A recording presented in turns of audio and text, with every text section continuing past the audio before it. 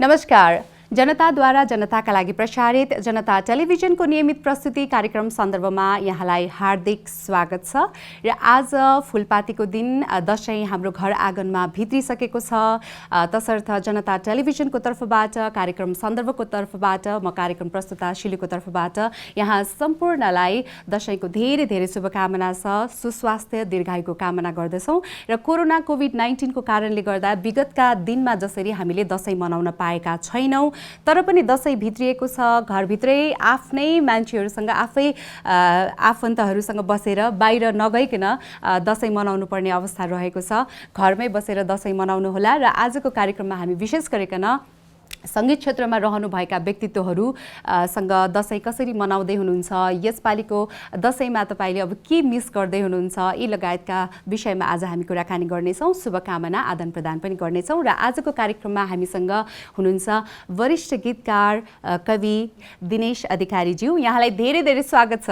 धन्यवाद। नमस्कार। सम्पूर्ण आदरणीय दर्शक वृन्दमा पनि नमस्कार। हजुर, यसैगरी हामीसँग हुनुहुन्छ चर्चित संगीतकार, गायक, गिटारिस्ट अनिल शाही। यहाँलाई पनि हार्दिक स्वागत छ। नमस्कार। र हामीसँग हुनुहुन्छ चर्चित गायिका, सुमधुर स्वरकी धनी रजिना रिमाल। तीनैजनालाई फेरि एकपटक मैले एकमुष्ट रूपमा स्वागत गरेँ। Thank you. र दशैं अब आइसक्यो हाम्रो घर आँगनमा, तर पनि हामी धेरै प्रायले दशैं आइरहेको जस्तो फिल गर्न पाएका छैनौँ यो समयमा, यो वर्षमा। यहाँहरूले चाहिँ कसरी हेरिराख्नु भएको छ? विशेष गरिकन म फर्स्टमा दिनेश सरलाई सोध्न चाहन्छु, अहिलेको दशैंलाई यहाँले कसरी लिइराख्नु भएको छ? कस्तो अनुभूति भइरहेको छ अहिले? अब आज हामी फुलपातीको दिनमा छौँ, तर पनि दशैं पहिला जस्तोको रौनक हुन्छ नि, हर्षोल्लासका साथ मनाउन सक्ने अवस्था पनि छैन। यहाँले कसरी लिइराख्नु भएको छ? धन्यवाद। सबैभन्दा पहिले त अनुभूति सबैको उस्तै हो। हजुर। विगत वर्षहरूमा जस्तो परस्पर भेटघाट गर्ने, बाहिर जाने, मठ मन्दिरतिर जाने, अनि भेटघाटको रमाइलो, जमघटको रमाइलो यो चोटिको दशैंमा रहेन। म त खास गरी पोहोर साल पनि नेपालमा दशैंमा थिइनँ, त्यसकारण म यो वर्ष पोहोर सालको सट्टा पनि रमाइलो गरौँला भनेर सोच्दै थिएँ। अब फेरि यो वर्ष पनि थाती रहेर अर्को वर्षलाई राख्नुपर्ने परिस्थिति छ। हामी परस्पर सल्लाह पनि गर्दैछौँ। वास्तवमा परिवार भन्दा पनि घरभित्र पनि कस्तो परिस्थिति छ भने, वास्तवमा जुन घरमा जतिजना छौँ त्यतिका बीचमा मात्रै पो दशैंको टिका आदान प्रदान गर्नुपर्ने हो कि, किनभने सुरक्षाका हिसाबले, खास गरी स्वास्थ्य सुरक्षाका हिसाबले आफ्नै दाजुभाइहरूको घरमा पनि जाने कि नजाने भन्ने दोधारमा आज फुलपातीको दिनसम्म रहिरहेको अवस्था छ। त्यसकारण दशैंको रमाइलोको उत्साह छैन, तर हामी सँगसँगै दशैंलाई देवीको आराधनाको अर्थमा पनि लिन्छौँ। त्यस अर्थमा भने देवीको आराधना को काम भइराखेको छ र त्यसले चाहिँ अलिअलि दशैंको आभाससम्म मिलेको अनुभव मलाई भइराखेको। हजुर, अनिल दाइले कसरी लिइराख्नु भएको छ यसपालिको दशैंलाई? अब हामीले पहिले जसरी आफन्तजनसँग टिका लगाएर बाहिर जाने यताउता त्यो परिस्थिति छैन। कस्तो लागिरहेको छ विशेष रूपमा अहिलेको परिस्थिति? अब भित्र मनदेखि भने एउटा एक किसिमको नमजाको फिलिङ्स त सबै छ। रौनक चाहिँ निकै घट्या छ दशैंको। अर्को कुरा, एउटा खुसीको कुरा भने दशैंको मौसमले मलाई सधैँ नै एउटा फिल चाहिँ दिन्छ कि यो मौसम नै यति राम्रो। फेरि म जन्मेको पनि यही मौसम भएर चाहिँ के अरे होला, मलाई यो मौसमले नै त्यति एउटा उमङ्ग ल्याइदिन्छ कि त्यसमै म खुसी हुन्छु होइन। अब परिवार बिचमा बसेर चाहिँ यसपालि मनाउनु पर्ने एउटा बाध्यता छ। अब यता पुरानो घर बस्नुहुन्छ, जानलाई पनि अब भनौँ न आफूले हल्का रुगा खोकी लागिरहेछ मलाई, जानलाई के सङ्कोच कि अब मेरो आफ्नो फिकर भन्दा पनि आमाको फिकर भएर चाहिँ त्यसरी चाहिँ मनपर्ने मान्छेहरू, मेरो दाजुभाइहरू यता जानुपर्ने मेरो कामहरू थुप्रै छ। तर आफूले अलिकति हल्का रुगा मात्र लाग्दाखेरि पनि यस्तो हुँदाखेरि पनि जान सकिरहेको छैन होइन। त्यो किसिमले चाहिँ अलिकति त्यो चाहिँ नमजाको पार्ट छ। बाँकी अब हामी मन्दिर जान नपाए पनि के अरे घरभित्रको नवदुर्गाको पूजाहरू गर्छौँ, अलिअलि परिवारभित्रै बसेर रमाउँछौँ होइन। यसपालि यो बाध्यता भनौँ न त्यो छँदैछ। अर्को यो मौसमको जुन किसिमको आनन्द छ त्यसमै म रमाउँछु। अलिकति सङ्गीत छँदैछ। अब यसरी नै मनाउनु पर्छ सबैले जस्तो लाग्छ मलाई। हल्का रुगा लाग्यो भन्नुभयो यहाँले, जस्तो अहिलेको परिस्थितिमा चाहिँ हल्का खसखस मात्र भए पनि, खोकी लागे पनि, हल्का रुगा लागे पनि, हुन त यो अब मौसम परिवर्तनको समय भएको कारणले पनि पहिले अब भाइरल होइन यो रुगा लाग्ने, ज्वरो आउने हुन्थ्यो र अहिले चाहिँ एकदमै डर, कतै सङ्क्रमण पो भयो कि भन्ने खालको त्यो डर हुन्छ नि, धेरैमा हुने गर्यो भयो पनि। यहाँलाई त्यस्तो भयो कि भएन, कतै कोरोना पो लाग्यो कि भन्ने डर चाहिँ भयो कि भएन? खोइ यसो हेर्दाखेरि लागेको छैन जस्तो लाग्छ, तर अब रुगा खोकी लागिरहेछ, मलाई लागिरहेछ, मेरो मित्रलाई लागेछ, रुगा खोकी लागेको छैन, रुगा हल्का लागिरहेछ। अब त्यो शङ्ख त सबैलाई हुने भयो नि हाल्यो, ठिक छ। अब यो के अरे मैले मात्र भोगिरहेन, संसारले भोगिरहेछ। र कोरोना सङ्क्रमणको यदि त्यो सङ्केतहरू छ भने चाहिँ कृपया PCR टेस्ट पनि गराउनु होला, ढुक्क भइन्छ होइन। र अब म यतिखेर रजिना ज्यूतर्फ लाग्न चाहन्छु। अहिलेको यो परिस्थितिलाई यहाँले कसरी हेरिराख्नु भएको छ एउटा कलाकारको हैसियतमा? पहिले अब कति स्टुडियोमा गीतहरू गाउन गइरहने त्यो जुन एक्टिभिटिज छ अहिले ठप्पै भएको पनि होला, तर हुन त केही हदसम्म सुरक्षित भएर रेकर्डिङहरू पनि भइरहेको अवस्था पनि छ। ठ्याक्कै यहाँले चाहिँ कसरी लिनुभएको छ अहिलेको परिस्थितिलाई? हजुर, मेरो हिजो भर्खरै पनि रेकर्डिङ भएको थियो र म चाहिँ फर्स्टली चाहिँ अब मलाई दसैँ नै मनाउन पाउँदिनँ होला भन्ने डर थियो। अब तपाईँहरूलाई थाहा छ छैन, कतिजनालाई थाहा छ, कतिजनालाई थाहा छैन, म भर्खरै अब COVID-19बाट रिकभर भएको हो लास्ट विक मात्रै होइन। मलाई म सहित मेरो 4 जना फ्यामिलीलाई चाहिँ COVID-19 भएको थियो, हामी चाहिँ सङ्क्रमण भएकोले फुल आइसोलेसनमा थियौँ। सो मलाई चाहिँ दसैँ नै मनाउन पाउँछु कि पाउँदिनँ भन्ने एउटा काइन्ड अफ त्यो हुन्छ नि डर थियो। तर फाइनली लास्ट विक चाहिँ हाम्रो नेक्स्ट PCR चाहिँ नेगेटिभ आयो र हामी रिकभर पनि भयौँ। र अब त्यो एउटा हुन्छ नि सेन्स अफ रेस्पोन्सिबिलिटी चाहिँ हुँदो रहेछ। अब होइन, हामी चाहिँ घरभित्र नै अब मनाउनुपर्छ, यो वर्ष नमनाएर अर्को वर्ष बरु डबल मनाउँला होइन, यो वर्ष नमनाएर सुरक्षित भयो भने अर्को वर्ष झन् रमाइलोसँग मनाउन पाउँछौँ भन्ने जस्तो चाहिँ मलाई फिलिङ आइरहेछ। सो हामी पनि अब म पनि अब यसपालि घरमै बसेर फ्यामिलीसँग मात्र मनाउने हजुर कुरा छ मेरो चाहिँ। हजुर, र यहाँलाई धेरै धेरै बधाई छ। तपाईँ अब कोरोना सङ्क्रमित भएर पनि त्यसलाई एकदमै लडेर जितिसक्नु भएको छ र त्यसबाट पनि हामीले धेरै लेसनहरू पनि सिक्यौँ जस्तो पनि लाग्छ। अहिलेको यो परिस्थितिबाट हामीलाई एकदमै अब डिजिटल फ्रेन्डली पनि बनाएको छ। अरू धेरै कुरा, अलि सरसफाइदेखि कसरी चाहिँ अब स्वस्थ रहने भन्ने कुराहरू पनि अहिले धेरै सिकाएको जस्तो पनि लाग्छ होइन। र अहिलेको अब यो परिस्थितिमा एकदमै मिस गर्ने कुरा हुन्छ नि, पहिले जुन गरिआएको तर यो पल्ट अब गर्न नपाउँदा एकदमै बढी दुःख लागेको मोमेन्ट चाहिँ कुन रहन्छ दिनेश सर? के छ भने मेरोमा चाहिँ हामी 6-7 जना दाजुभाइहरू काठमाडौँमा छौँ। अनि दसैँको हरेक दिन पालै पालो एकअर्काको घरमा जम्मा हुन्थ्यौँ हो। त्यो पारिवारिक जमघट चाहिँ विभिन्न ठाउँमा फरक ढङ्गबाट हुने गर्थ्यो। यो दसैँमा सबैभन्दा ठुलो मैले केही चिज गुमाएँ, त्यो आनन्द गुमाएँ भने त्यो आनन्द गुमाएको छु। हजुर, मलाई चाहिँ त्यस्तो लागिराखेको छ। रजिनाजी, अब विवाह पश्चातको दसैँ अनि विवाह अघिको दसैँ त पक्कै पनि फरक नै छ नै थियो पनि होइन। र यहाँलाई हुन्छ नि, मलाई चाहिँ सोध्न मन लागिहालेको, विवाह पश्चात चाहिँ अलि घरमा अलि बढी हेर्नुपर्ने त्यो जिम्मेवारी पनि रहन्छ। यहाँको अलिकति विवाह पश्चात चाहिँ यहाँको दसैँ कसरी बित्ने गरिरहेको थियो? एक त एउटा कल्चर नै फरक भयो। म ब्राह्मण फ्यामिलीबाट बिलङ गर्छु होइन। अब मेरो हस्बेन्ड चाहिँ नेवार फ्यामिलीको हुनुहुन्छ, तर त्यस्तो फरकै भन्नाले म अब अलिकति मेरो मम चाहिँ नेवार भइसकेकोले अलिकति युज टु थिएँ। तर मेरो लागि आफैले गर्नु पर्दाखेरि चाहिँ अब अलिकति यहाँ डिफ्रेन्स चाहिँ छ नै, किनकि यहाँको कल्चरहरू चाहिँ अब सप्तमी अष्टमीदेखि अब चिउराहरू मात्र खाने, भोज खाने हुन्छ। हाम्रो ब्राह्मण फ्यामिलीमा त्यस्तो हुँदैन होइन। सो यहाँ अलिकति बुहारी भइसकेपछि चाहिँ अलिकति यहाँ कामहरू बढी हुने, सो त्यस्तो चाहिँ हुन्छ नि, अलिकति त्यस्तै नै डिफ्रेन्स हो। तर अब त्यस्तो भास्ट डिफ्रेन्स चाहिँ केही नै होइन। दसैँ त अफकोर्स हामी फ्यामिलीसँगै मनाउने भएर खासै त्यस्तो चाहिँ फरक चाहिँ लाग्दैन मलाई। हजुर, र विवाह अगाडि जुन एक्टिभिटिजहरू गरेर हामी रमाइलो गर्थ्यौँ नि, विवाह पश्चात चाहिँ अलि घर परिवारमा खाने, खुवाउने, बनाउने त्यतातिर अलि बढी विशेष गरिकन बुहारीहरू बिजी हुनुहुन्छ। अझ नेवारी कल्चरमा अझ यो बढी छ यहाँले भन्नुभयो होइन। तर हुन्छ नि एकदमै त्यो बेलामा चाहिँ मिस गर्ने आफूलाई हुन्छ नि, आफूले गर्न नपाएको एक्टिभिटी चाहिँ के हुन्थ्यो पहिले जुन विवाह अगाडि चाहिँ गरिरहेको तर विवाह पश्चात चाहिँ मिस गर्नुभएको? अब त्यही नै हो। अब हाम्रोमा चाहिँ कस्तो हुन्छ भने ठुलोदेखि सानोसम्म अब जस्तो मैले पनि मेरो भाइलाई पनि टिका लगाउँछु होइन, तर यहाँ चाहिँ फ्यामिलीमा ठुलोले लगाएपछि लाइक फिनिस्ड क्या, त्यस्तो सानोसम्म लगाउने त्यस्तो चलन छैन। मलाई त्यो एउटा कुरा चाहिँ एकदम अलिकति खड्किन्छ, किनकि त्यो एकदम रमाइलो लाग्छ, हुन्छ नि आफ्नो पालो कुर्यो अनि त्यसो आफ्नो पालो आइसकेपछि फेरि भाइलाई पनि लगाए टिका होइन। सो त्यो चाहिँ मलाई अलिकति मिस हुन्छ। जो सबैभन्दा सानोले चाहिँ धेरैजनाको हातबाट टिका लाउन पाउने तपाईँकोमा चाहिँ प्रचलन थियो, तर अहिले छैन। त्यो चाहिँ फेरि कम्युनिटी वाइज नै डिफ्रेन्ट पनि हुँदो रहेछ। नेवारी समुदायमा पनि फेरि फरक फरक कल्चरहरू पनि छ होइन।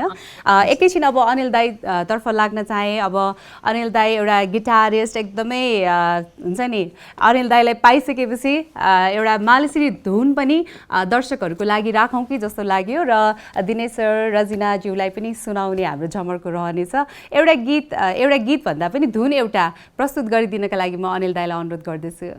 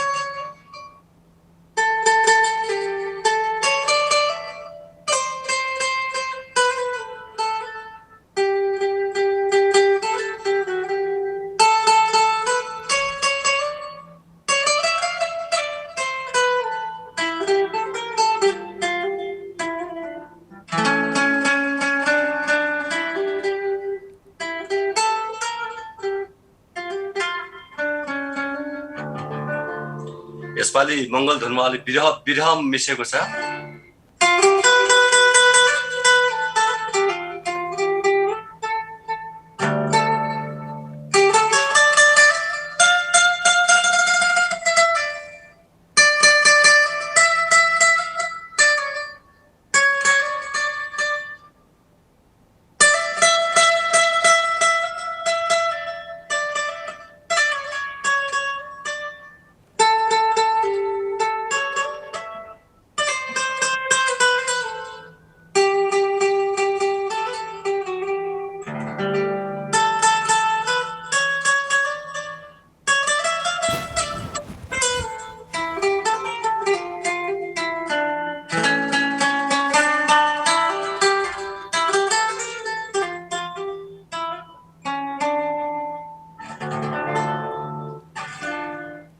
यो मालश्री धुन सुन्ने बित्तिकै हामीलाई दसैँ आइरहेको त्यो अनुभूति हुन्छ। र यसपालि मालश्री धुन सुनिए पनि हुन्छ नि, पहिलेको जस्तो दसैँ हामीले पक्कै पनि पाएका छैनौँ, पहिले जसरी हामीले मनाउन पनि पाएका छैनौँ। दिनेश सरलाई यो मालश्री धुन सुन्दाखेरि कस्तो फिल हुन्छ? त्यो भित्रैबाट एउटा आनन्द, एउटा शान्तिको अनुभव हुन्छ। मलाई एकदम आनन्द लाग्छ, एकदम आनन्द लाग्छ। त्यो भित्रै कता कता शान्ति छाए जस्तो के। हजुर, त्यो किसिमको आनन्द लाग्छ मलाई। हजुर, यहाँले अब अहिलेसम्म यति धेरै गीतहरू लेखिसक्नुभयो, 500 भन्दा बढी गीत यहाँको रचना भइसकेको छ, 500 भन्दा बढी कविताहरू, कति त्यो अब हामीले गन्न सकेका छैनौँ, तर यहाँले रेकर्ड पनि राख्नुहुन्छ होइन। र दसैँको गीत पनि यहाँले रचना गर्नु भइसकेको छ, र एउटा संयोग पनि मान्नुपर्छ, रजिना रिमालज्यू यहीँ हुनुहुन्छ, यहाँले नै लेख्नु भएको दसैँको गीत उहाँले गाउनु भएको थियो होइन, केही वर्ष अगाडि रिलिज भएको थियो। एउटा केही यहाँ प्रस्तुत गर्न चाहनुहुन्छ सृजना? यहाँ हुन्छ, म एउटा गीत पढेर सुनाउँछु, रेकर्ड नभएको गीत। हजुर। यसै गरी हेरिराख रमाएर तिमी मलाई, यस्तै रहोस् हाँसो खुसी, यस्तै रहोस् माया गराई। आँधी आए समाउन एकअर्काको हात मिलोस्, पानी परे रुझ्नलाई एकअर्काको साथ मिलोस्। यसै गरी चुमी राख चाहनामा तिमी मलाई, यस्तै रहोस् हाँसो खुसी, यस्तै रहोस् माया गराई। सताउन फकाउन हामी बीच होड चलोस्, बाटो सधैँ बाँकी रहोस्, दो बाटो र चोक नहोस्। यसै गरी घेरिराख तिर्सनामा तिमी मलाई, यस्तै रहोस् हाँसो खुसी, यस्तै रहोस् माया गराई। यसै गरी हेरिराख रमाएर तिमी मलाई, यस्तै रहोस् हाँसो खुसी, यस्तै रहोस् माया गराई। धन्यवाद। एकदमै राम्रो रचना। र यहाँले प्राय गीतहरू रचना गर्दाखेरि कस्तो वातावरण चाहिँ यहाँलाई चाहिन्छ, अथवा हुन्छ नि यस्तो वातावरणमा चाहिँ म गीतहरू लेख्न सक्छु भन्ने खालको अहिलेको यो सिचुएसनले यहाँलाई कतिको प्रेरित गर्यो? अनि गीत लेख्नको लागि अहिले अब घरमा आनन्दले कतै जानुपर्ने स्केड्युलहरू छैन होइन? कुरा के हुन्छ भने हामी एकान्त खोज्छौँ लेख्नका लागि हो, तर त्यो एकान्त आफूले खोजेको एकान्त चाहिने हो। अहिलेको कोरोनाका कारणबाट एउटा त्रासदीपूर्ण मनस्थितिको एकान्तले चाहिँ त्यो मैले खोजे जस्तो एकान्त नहुँदाखेरि त्यसले लेखनलाई प्रोत्साहित गर्छ भन्ने होइन। म गीत चाहिँ प्राय कस्तो परिस्थितिमा लेख्छु भने कुनै न कुनै कुराको अनुभूति हुनु पर्यो। अब कहिलेकाहीँ तपाईले भनेको कुनै एउटा कुराले मलाई छुन्छ एउटा ढङ्गले, म त्यसलाई दिमागमा राख्छु, मच्छु, यसरी सुरु गर्छु, यसरी अन्त्य गर्छु, यसरी विस्तार गर्छु, एउटा सोच बनाउँछु र त्यसको स्वरूप सम्पूर्ण रूपमा सोचिसकेपछि अनि म गुनगुनाउँदै गीत लेख्छु। गुनगुनाउने मेरो बानी छ गीत लेख्दा। र प्राय अब त्यो लेख्ने बेला सकेसम्म शान्त वातावरण होस् भन्ने चाहन्छु। त्यो शान्त वातावरण भनेको हाम्रो घर परिवेशमा बेलुकाको खाना खाइसकेपछि घर परिवारका अरू सदस्यहरू आफ्नो काममा लागिसकेपछि अनि आफूलाई चाहिँ अनुकूल वातावरण भए जस्तो लाग्छ र प्राय त्यो बेला लेख्छु। यद्यपि साँझमा अथवा राति बाहेक अरू बेला लेख्दिनँ भन्ने होइन, तर प्राय लेख्दाखेरि साँझमै लेख्छु। हजुर। र अहिलेको यो समयमा यहाँले कतिवटा जति रचना गर्नुभयो भनौँ न, लकडाउनदेखि जस कोरोनाको यो सङ्क्रमण सुरु भएदेखिको अवस्थामा? 5-6वटा गीत लेखेँ होला। हजुर। करिब 10वटा जति कविता लेखेँ। हजुर। एउटा दुईटा संस्मरण पनि लेखेको छु। हजुर। एउटा दुईटा संस्मरण पनि लेखेँ। हजुर। र अझै यहाँले लेख्दै जानुहोला। अब एकैछिन म यता रजिनाज्यूतर्फ लाग्छु। र यो दसैँ भन्ने बित्तिकै नै हामीलाई चाहिँ बाल्यकालमा यस्तो यस्तो गर्न पाइन्थ्यो, कस्तो रमाइलो हुन्थ्यो भन्ने खालको यो धेरैको मुखबाट हामी सुन्न पाउँछौँ होइन। बाल्यकालमा चाहिँ रमाइलो हुन्थ्यो, अब यो ठुलो भएपछि चाहिँ त्यति त्यो रौनक बाल्यकालको जस्तो हुँदैन। बाल्यकालको दसैँलाई कसरी सम्झिनुहुन्छ रजिनाजी? मेन चाहिँ म कसरी सम्झिन्छु भने स्कुलको अब त्यो घटस्थापनादेखि बन्द हुन्थ्यो अनि त्यसपछि दसैँ भेकेसन भनेर होमवर्कहरू हुन्थ्यो नि त होइन। अनि सबैजनाले टिचरहरूले को कहाँ कहाँ जान्छ, घर कहाँ जान्छ भने मेरो घर चाहिँ अब काठमाडौँ नै भएकोले चाहिँ अब कहाँ जानु भन्नु त्यो हुन्छ नि, सबैजना कोही दाङ जान्छु भन्थ्यो, कोही हेटौँडा जान्छु भन्थ्यो। अब आफू चाहिँ कहाँ भनौँ भनेर मामा घर पनौती थियो। त्यसपछि मैले चाहिँ म पनौती जान्छु भनेर मामाहरू पनौती जान्छु भन्थे। सो यहाँ मलाई चाहिँ त्यो हुन्छ नि, अब बिहान उठेर नुहाएर नयाँ लुगा लगाउनेदेखि लिएर त्यो वेट गर्ने, अब साइत वेट गर्ने, साइतमा ठ्याक्क सबजना भेला भएर टिका लगाउने अनि त्यसो सँगै बसेर खाने, सबै फ्यामिली होल फ्यामिली सँगै बसेर खाने। सो मलाई त्यही नै एकदमै मिस हुन्छ। अब गाउँतिर जस्तो अब त्यस्तो खासै धेरै रमझम चाहिँ अब हुँदैन थियो। त्यही पनि बाल्यकालको चाहिँ स्टिल अहिले त अब त्यो फिलिङ्स चाहिँ छैन भनौँ न। बाल्यकालको चाहिँ एकदमै रमाइलो नै थियो। हजुर। एकदम मिस गर्नुहुन्छ त्यो पलहरू बाल्यकालको? एकदमै। हजुर। र यहाँलाई पाइसकेपछि अब यहाँको सुमधुर आवाजमा पनि गीत सुन्नुपर्छ, दर्शकहरूलाई पनि सुनाउनुपर्छ। सो कुनै गीत सुनाउनुहुन्छ यतिखेर? मेरो रिसेन्ट रिलिज भएको थियो एउटा गीत पानीको फोकाको सिक्वल छ होइन। सो त्यही नै थोरै म गाएर सुनाउँछु। जे जे भई गल्तीहरू बिर्सिदेऊ, आओ फेरि बसाऊ घर हो। जे जे भई गल्तीहरू बिर्सिदेऊ, आओ फेरि बसाऊ घर। तिमी बिना कहीँ पनि रहे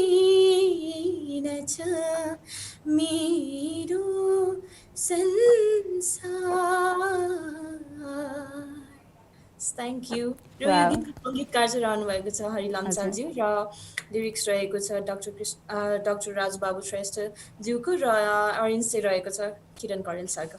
हजुर, यति सुमधुर गीत सुनाइदिनु भएको छ। र अब चाहिँ कस्तो भने कतिलाई लाग्यो रजिना रिमाल चाहिँ अब विवाह पश्चात अलिक कम गीतहरू आइरहेको हो कि अलिक घर परिवारमै व्यवस्थापनमै व्यस्त भयो कि भन्ने जस्तो कुराहरू पनि थियो। तर पछिल्लो समय चाहिँ अब यहाँको गीत आउन थालेको छ र एकदमै कन्टिन्यू दिनको लागि हामी अनुरोध गर्छौँ। तपाईँको फ्यानले तपाईँको आवाज तपाईँको गीत खोजिरहनु भएको छ।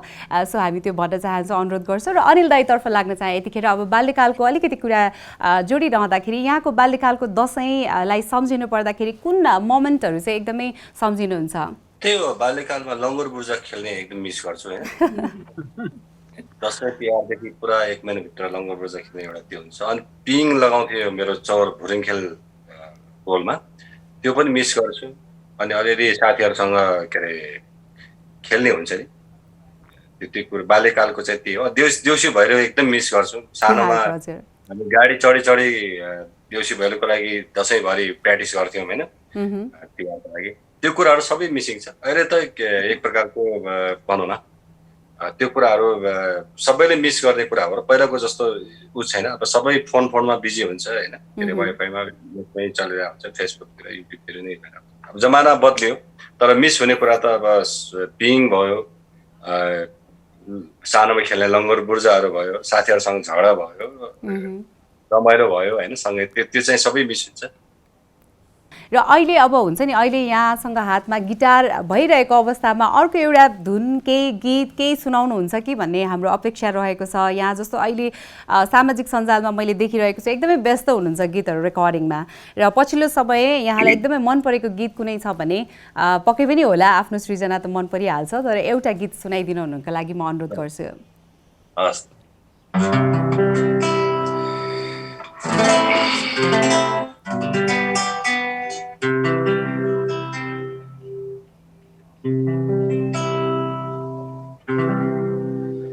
तिमीसँग लिनु पनि छ,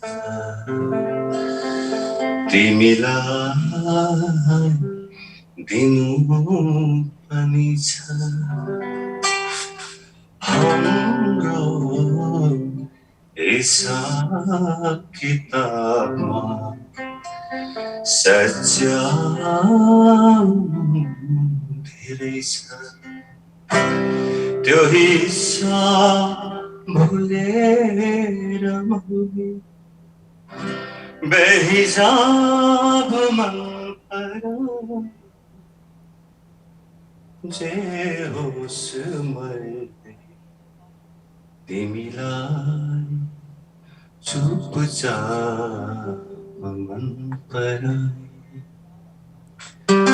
मैले पुण्य मन पराए या पाप मन पराए, जे होस् मैले तिमीलाई चुपचाप मन पराए।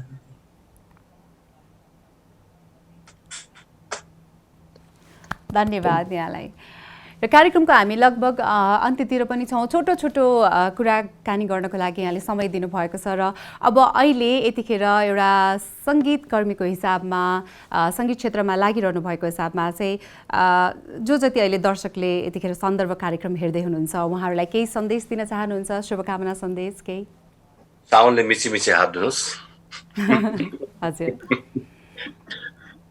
सेनिटाइजर चाहिँ कम प्रयोग गर्नुहोस् है, मास्क लाउनुहोस्। त्यही हो अब हामीले जाने बुझे मन्त्रहरू यसपालि हामीले भोग्नु पर्यो मन्त्र। सेनिटाइजर चाहिँ राम्रो प्रयोग गर्नु पर्यो होइन। अब जे पाए साउन कति सक्यो, हात नि कस्तो कस्तो भइसकेको छ कि।